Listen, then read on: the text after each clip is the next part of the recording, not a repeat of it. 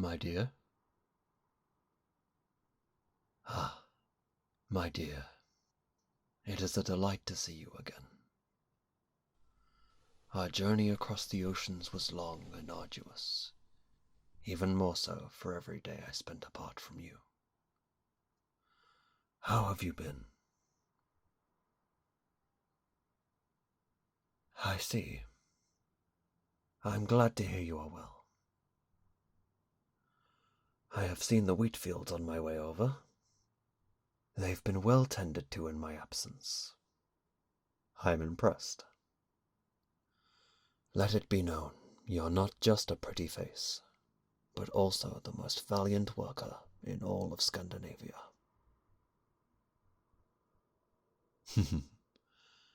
It's true. Your will is as strong as the horses that plough our fields, and your beauty the envy of even the brightest stars of the night sky. Come now. This flattery is long overdue after how long I've spent away from you, and I refuse to hold back. Allow me this chance to make up for these many weeks we've spent apart. But believe me, I do not use these words lightly. My compliments are just as genuine as the beautiful glass we have returned from our voyage with. Speaking of which, I've been allowed a share of said glass. Take a look.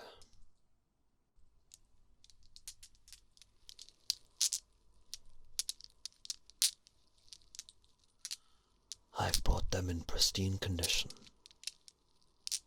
despite the rough road I have traveled to bring them here.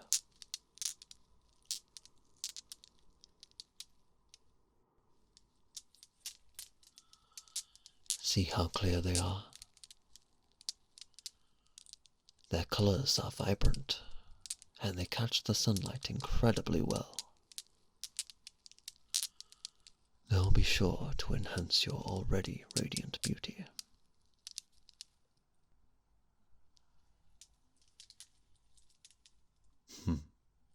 You are welcome.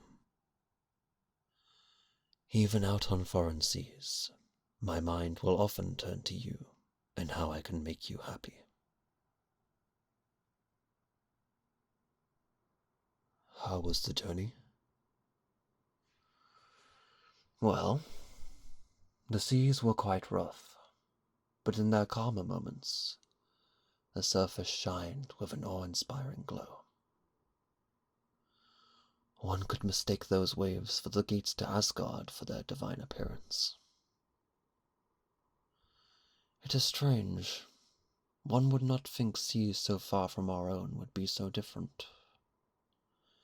But yet, I never tire of their allure. The other men were as lively as ever. They talk themselves up and spar to show their dominance.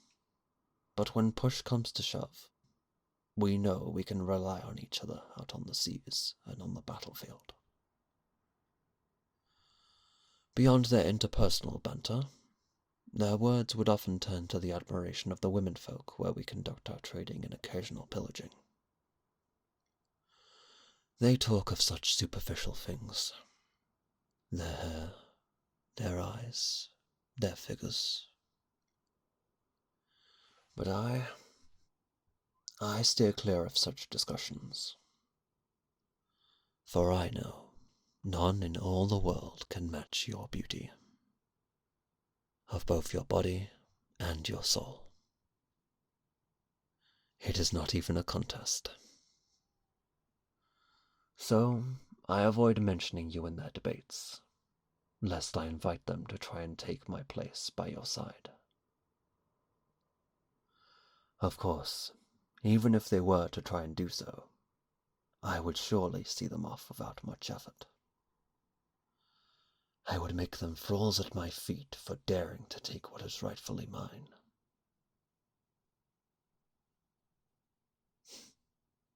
Of course you are mine, my one and only. and I am yours. The times we've spent together are etched deep into my heart.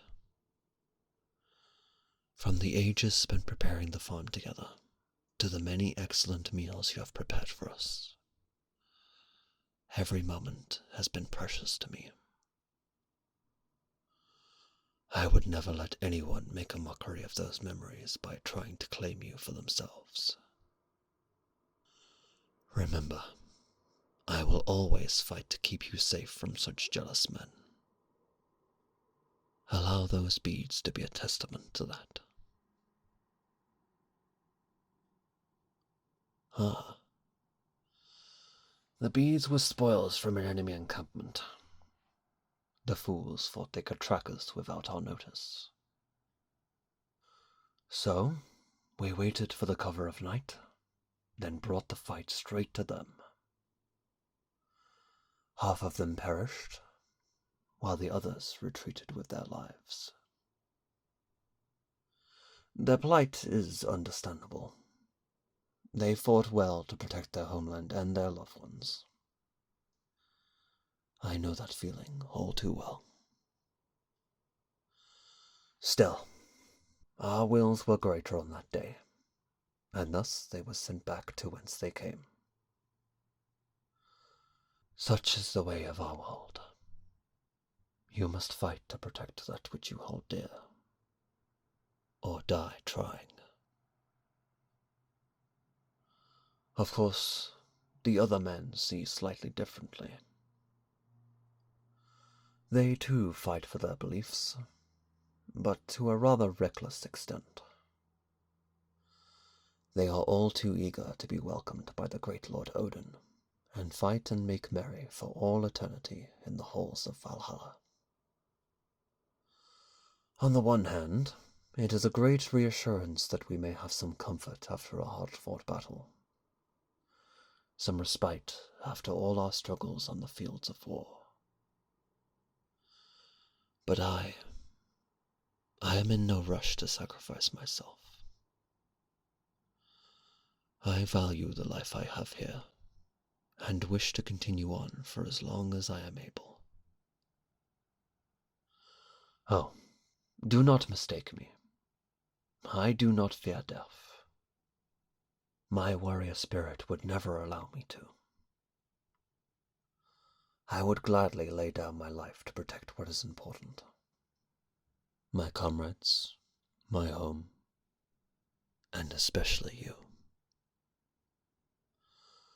But I do not intend to waste my life with reckless abandon. I do not chase a dream of a glorious death and an eternal life in Valhalla. Such a fate would not be unwelcome, but only after I expend every effort to fight and survive. Chasing such a dream would be choosing to neglect that which we already have in this life. The scenic oceans and fields we make our home, the friends we bond with, and the family that we grow alongside and share our lives with. The sweat off our brows as we work to make a living, and the resulting delicious food that rewards us for a day well toiled. And, of course, a splendid partner who I long to return home to safely. Such treasures are simple, but make living in this world a joy and a wonder to live in. And I wouldn't want to squander my chance to continue to experience such treasures. And so, I've made my choice to preserve my life to the bitter end. Speaking of treasures, I actually have one more gift for you. Here. It is a ring made from ivory, finely polished and smoothed to an exceptional quality. Strictly speaking, I'm not even supposed to have this. The Jarls would be none too happy if they found out. but I knew it would be the perfect fit for you. Its beauty is the closest I've ever seen anything to match yours. It will suit you perfectly. And when you wear it, I want you to remember that no matter where you are, you will have a loyal man fighting to make you happy. No matter where I am, I will always be thinking of you and longing to return to your side. And no matter the distance between us, our bond will hold as strong as the sturdiest steel. Our marriage arrangement may have been made for us, but from the moment I first laid eyes on you, I knew you would be the only one for me. I knew I would fight to the death for you if needs be. And I knew I would spend every moment of our lives bringing you pleasure and happiness. Please, try it on. I want you to keep it.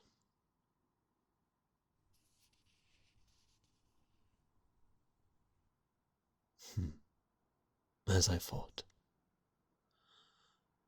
It looks wonderful on you, my dear.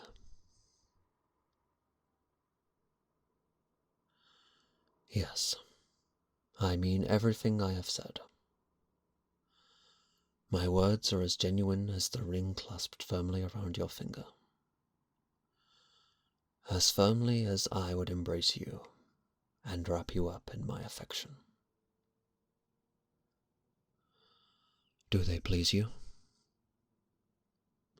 Perhaps all this praise is overwhelming, but I only wish for you to know how important you are to me. Will you accept these feelings of mine?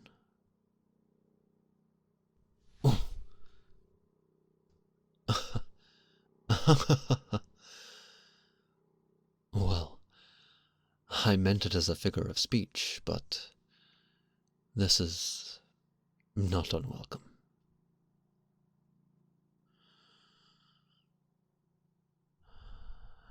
It's wonderful to feel your warmth after so long. It pains me to imagine not having you by my side like this, and also imagining leaving you behind, cold and alone, were I to pass on in battle. I promise, I'll fight to survive, so we can embrace like this many times in the future as well.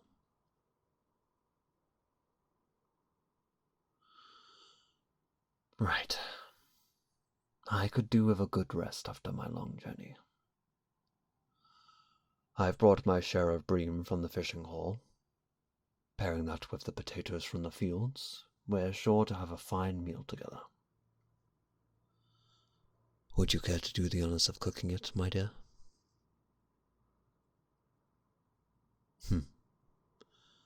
Thank you. I appreciate you as always. And once I'm better rested, we can continue to make up for lost time.